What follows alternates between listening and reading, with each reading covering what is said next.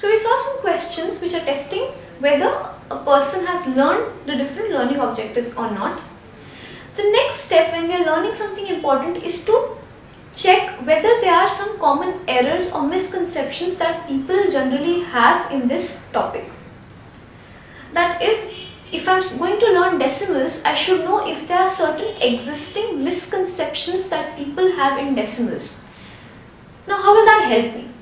Now, having this knowledge will help me in the sense that once I know what are the probable misconceptions or common errors a person is going to make, I'll be extra cautious from the beginning to tell him about this particular area in little more detail and pay more attention to these errors he is making. Now, another important point to understand here is that when we are making questions or designing our test before the learning starts, we should also incorporate some questions based on these misconceptions and common errors.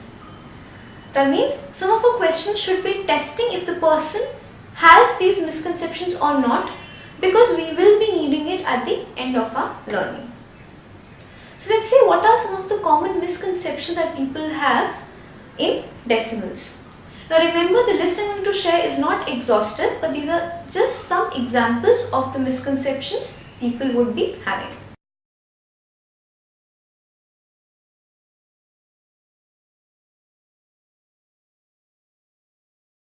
A common misconception that children possess is that if a number is longer, that is, if it has large number of digits, it is larger than another number which has less number of digits.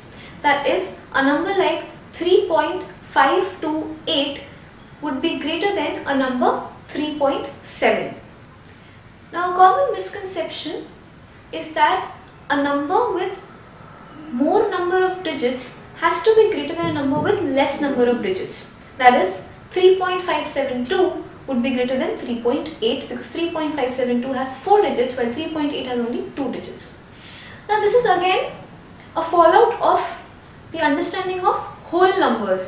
Now this is because children often overgeneralize the concepts of whole numbers. While learning whole numbers, they learn that a number which has more digits will be greater than a number which has less digits. They overgeneralize this to decimals.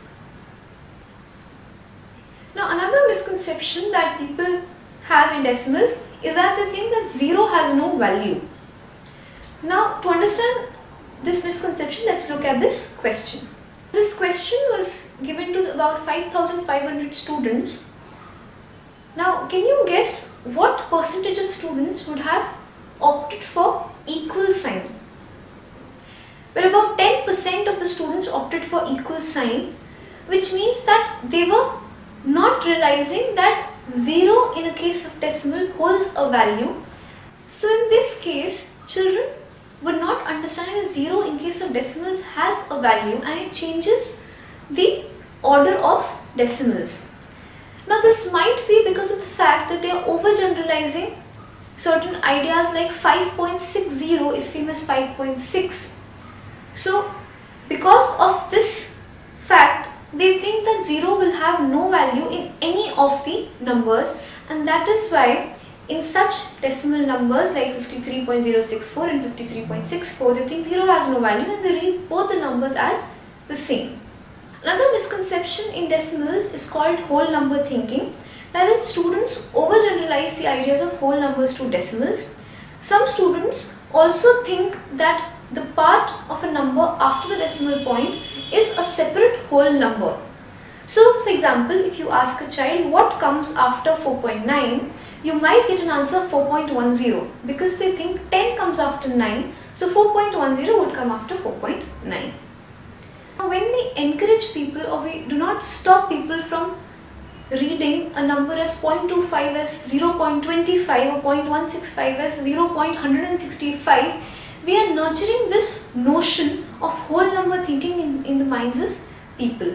So it is important to understand that a small notion or small idea about whole numbers can be overgeneralized and become such a big misconception.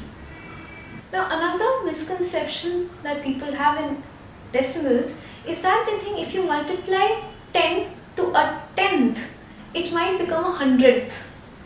So obviously they are confusing the ideas of tenth and tens and hundredth and hundreds because they do not understand the place value system so well. So for example, let's look at this question. Now what percentage of students do you think would be answering C? Well, it was about 37% of the students who went for option C, that is, they were not clear about the basic idea or the meaning of tenth. Another important misconception is called reverse thinking. Let's understand this. Now, if we have two numbers, say 5.32 and 5.28, students might say that 5.28 is greater than 5.32. This is how they would solve it. So children often understand the place value system like this. It would be thousands, hundreds, tens, the decimal point, and then they would reverse the order.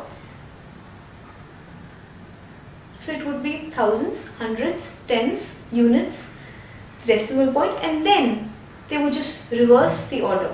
They would again start with tens, hundreds, and so on. Now